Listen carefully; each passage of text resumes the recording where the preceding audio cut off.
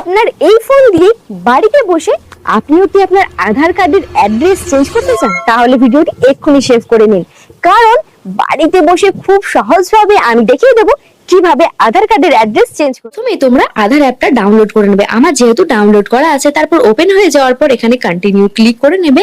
তারপর একটু ওয়েট করার পর এগুলো সব তোমরা অ্যালাউ করে দেবে। তো দেখো এরকম একটা ইন্টারফেস চলে আসবে, সেটাকে কন্টিনিউ করে নেওয়ার পর এখানে দেখো তিনটে স্টেপ কিন্তু দিয়ে দিয়েছি। একটা তোমার আধার নাম্বার, তারপর তোমার কোন সিমে এই নাম্বারটা আছে, নাম্বার 1 নাম্বার 2, তারপর আছে ফেস অথেন্টিক, তারপর তোমার আধার নাম্বার এখানে কিন্তু দিয়ে দেবে। আমি আমার আধার নাম্বারটা দিয়ে দিলাম। তারপরে এখানে একটা এরকম পেজ ওপেন হয়ে যাবে, এটা টিক চিহ্ন দিয়ে দেওয়ার পর কন্টিনিউ করে নেবে।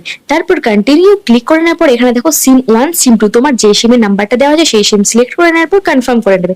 তারপর কিছুক্ষণ অপেক্ষা করবে। তারপর এটা ভেরিফাই হয়ে যাওয়ার পর এখানে কিন্তু আমার বায়োমেট্রিক লক করা আছে, তোমাদের যদি আনলক করা থাকে তাহলে তোমরা সেটা ওকে করে নেবে। এখানে দেখো আমার আনলকের অপশন এসে যেহেতু আমার লক করা আছে, তো আমি এখানে আনলক কন্টিনিউ করে নিলাম। তারপর এখানে দেখো কন্টিনিউ করে নেওয়ার পর এখানে দেখো তোমার ফেসের কিন্তু অথেন্টিকেটে চলে এসেছে। তুমি তোমার ফেসে যেমনটা বলবে ঠিক তেমনটা দিয়ে দেওয়ার পর এখানে কিন্তু ম্যাচ হয়ে যাওয়ার পর কন্টিনিউ ক্লিক করে নেবে। তারপর এই দেখো তোমার নামও চলে আসবে।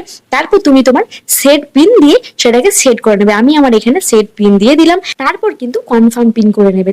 তারপর এখানে অ্যালাউ পারমিশনে ক্লিক করে নেওয়ার পরে এরকম তোমাদের একটা পেজ ওপেন হয়ে যাবে। এই দেখো তোমার আধার কার্ডটা এখানে দেখতে পেয়ে যাবে। তারপর তোমরা স্ক্যানও করে নিতে পারবে। আর এখানে দেখো কিন্তু তুমি তোমার ডাউনলোডও করে নিতে পারবে আধার কার্ড। তারপর তোমার বায়োমেট্রিক লক আনলক সবকিছু করে নিতে পারবে। তারপর সার্ভিসে গিয়ে কিন্তু এখানে দেখো mobile number change, Aadhaar address change, email number change, family মেম্বারের যে কোনো তোমরা চেঞ্জ করতে পারো। এখানে কিন্তু 75 টাকা দিয়ে 15 দিনের মধ্যে তোমার কিন্তু এগুলো চেঞ্জ হয়ে যাবে। তো আমরা যেহেতু আধার অ্যাড্রেস চেঞ্জ করবো, তো সেটা সিলেক্ট করে নিলাম।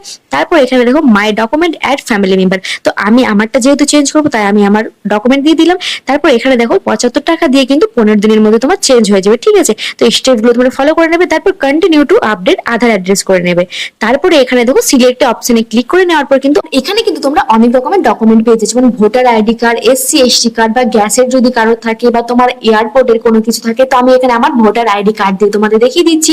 তারপর এখানে কিন্তু আই আন্ডারস্ট্যান্ড ক্লিক করে নেওয়ার পরে এখানে দেখো ভোটার আইডি কার্ড আমি কন্টিনিউ টু আপলোড ডকুমেন্ট করে নিচ্ছি। তোমরা এখানে স্ক্যান করে নিতে পারো বা জেপিইজি, পিএনজি, পিডিএফ ও করে। কত সহজভাবে বাড়িতে বসেই কিন্তু আপনি আপনার আধার কার্ডের অ্যাড্রেস চেঞ্জ করে নিতে পারবেন। আর এই ভিডিওটি বাকি সবার মধ্যে শেয়ার করে দিন, যাতে তারাও বাড়িতে বসে খুব সহজে আধার অ্যাড্রেস চেঞ্জ করে নিতে পারে। আর আমার পেজটিকে কিন্তু ফলো করতে ভুলবেন না, কারণ এরকম ইনফরমেটিভ ভিডিও সবার প্রথমে আমি নিয়ে আসি।